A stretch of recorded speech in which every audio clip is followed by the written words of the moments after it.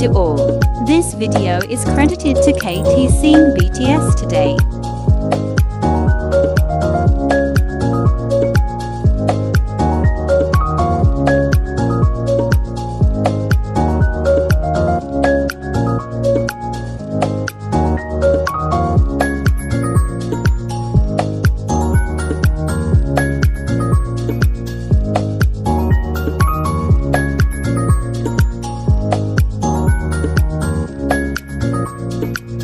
Thank you for watching.